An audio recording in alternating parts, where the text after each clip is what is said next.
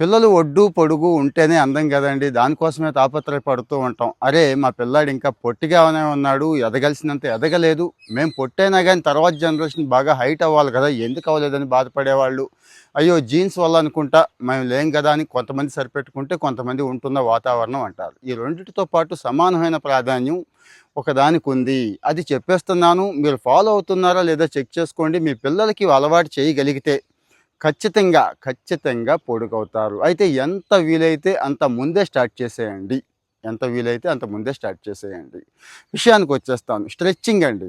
వెన్నెముక మీద స్ట్రెచెస్ పడే వ్యాయామాలు అంటే కిందకు వంగి కాళ్ళు అందుకోవడం దగ్గర నుంచి ఇంక చాలా ఉన్నాయి కదా! కూర్చొని చేసినా, నించొని చేసినా ఆ స్ట్రెచ్చింగ్ వ్యాయామాలు చేయించండి. ఖచ్చితంగా పొడుగవుతారు అని చెప్తున్నారు.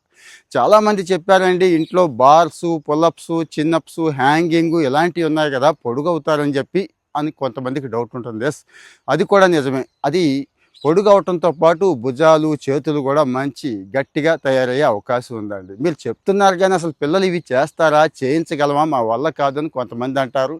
స్కిప్పింగ్ అండి. పిల్లల మధ్య పోటీ పెట్టి స్కిప్పింగ్ పెట్టండి. ఖచ్చితంగా ఇది కూడా పొడుగవడానికి ఉపయోగపడుతుంది. అబ్బే స్కిప్పింగ్ కూడా చేయడు మావాడు అని ఇంకొంతమంది అంటారండి. వాళ్ళకి స్విమ్మింగ్ అండి. నాకు తెలిసి 90% పిల్లలకి స్విమ్మింగ్ అంటే చాలా చాలా ఇష్టం ఉంటుంది కదా. తీసుకెళ్ళి స్విమ్మింగ్ పూల్లో పడేయండి అంతే. 2-3 సంవత్సరాలు పడేయండి. ఆ ఏజ్లో అంటే 6-7 సంవత్సరాల నుంచి 18-20 సంవత్సరాల మధ్యలో ఆడైనా మగైనా తీసుకెళ్ళి అక్కడ పడేయండి. ఖచ్చితంగా పొడుగు పెరిగే అవకాశం స్విమ్మింగ్లో ఉంది. అబ్బే ఇవన్నీ కష్టమేమోనండి, ఇంకా ఏమైనా ఉంటే చెప్పండి అనే వాళ్ళకు కూడా చెప్తున్నానండి. గ్రోత్ హార్మోన్ అని ఒకటి ఉంటుంది బాడీలో.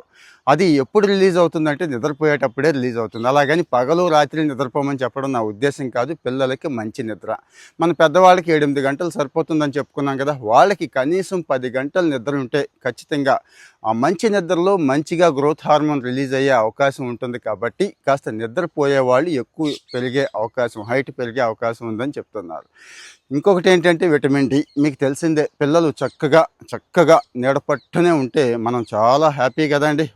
కానీ ఇదే పాడు చేస్తున్నాం. కాస్త విటమిన్ డి తగిలే ఏర్పాటు, అది ఉదయమా సాయంత్రమా మరి సూర్యరశ్మి ఎప్పుడు తగులుద్దో చూసుకొని అది చేయండి. వీటన్నిటితో పాటు మంచి ఫుడ్ కూడా అవసరం అండి. మంచి ఫుడ్ అంటే బిర్యానీలు, మటన్లు, చికెన్లు, పిజ్జాలు, బర్గర్లు ఇవి కాదండి. మంచి ప్రోటీన్, మంచి కార్బోహైడ్రేట్స్, మంచి విటమిన్స్ అంటే తెలియదే ఉంది. అన్ని రకాల కాయగూరలు, పళ్ళు, నట్స్ అన్నీ కూడా చక్కగా ఉండేలా చూసుకుంటే, అయ్యో మా పిల్లాడు పెరగాల్సినంత ఎత్తు పెరగలేదే అని బాధపడాల్సిన అవసరం ఉండదు.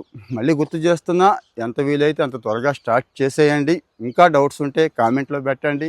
ఉపయోగపడుతుంది అనుకుంటే షేర్ చేయండి, ఎవరికి వాళ్ళకే.